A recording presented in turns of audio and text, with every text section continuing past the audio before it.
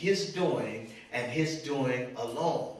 And so all we got to do is, like it said, as we do, acknowledge and recognize that we're in the presence of the Lord. And not only recognize that we're in the presence of the Lord, but concentrate on hearing God's voice. Our First Lady was saying to me the other day, scared me. She said, I want to get to the place in the Lord where I hear him say, turn left, turn right.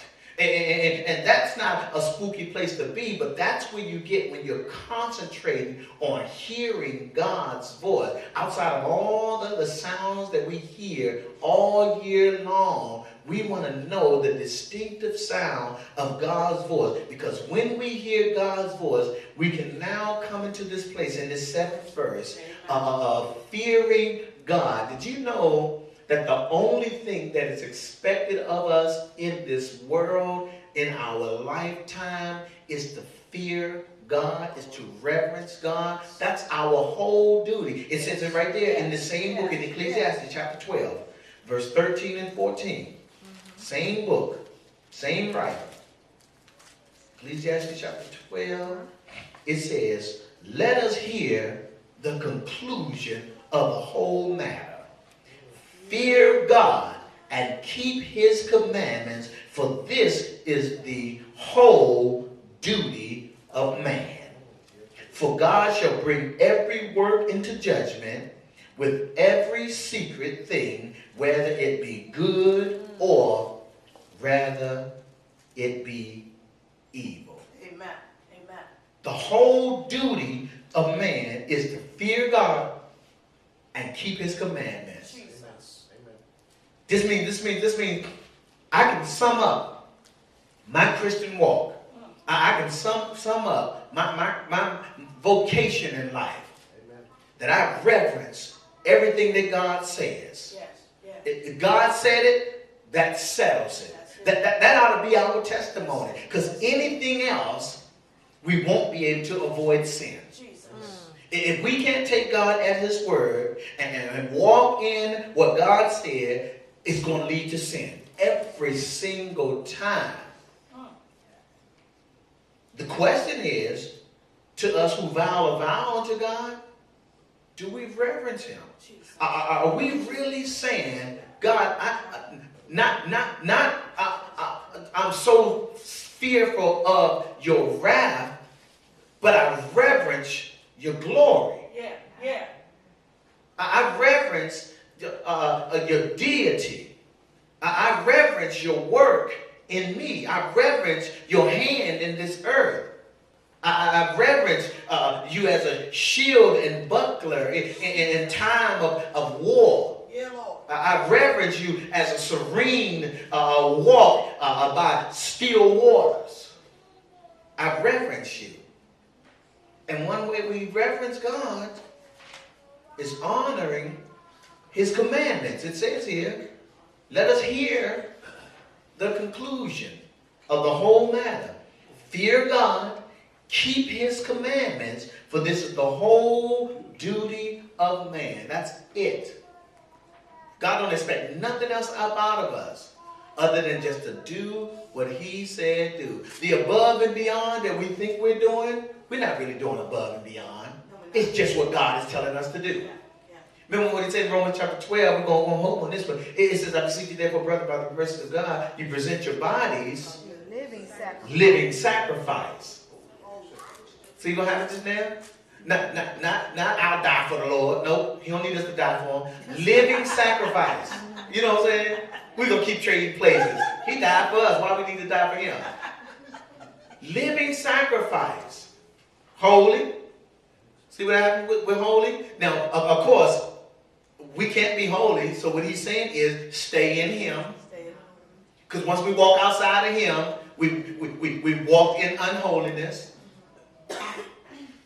Holy, acceptable unto God, which is our reasonable service. Everything that we do that is good, we supposed to have did it. Amen.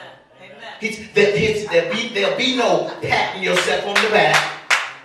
There'll be no waiting for the applause. There'll be no accolades tossed your way. Every good thing that you do, you supposed to have did it because you couldn't have did one good thing without God anyway. Matter of fact, you wouldn't have done one good thing without God anyway. Paul said it like this in 7:18 of Romans, for I know that in me, that is, in my flesh dwelleth no good thing. For to will is present with me, but how to perform that which is good, I find not. I'll never do the right thing if it wasn't for God. My duty is to hear the conclusion of the whole matter. Hear God's voice, keep his commandments, reverence everything that he said. And so then when I do make a vow, I already talked it over with God. It wasn't spontaneous. I done talked it over with God. First lady gets so frustrated with me sometimes. I tell you this right here, as a point of transparency. Because I'll say something, but I don't put no specific date and time on it. I'll just say I'm going to do something because I know I'm talking with the Lord about it. And she said, God ain't tell you to have that meeting yet? God ain't tell you to do this yet? He ain't tell you that? What are you waiting for? And I keep saying, I don't want to move without him. I know you're right.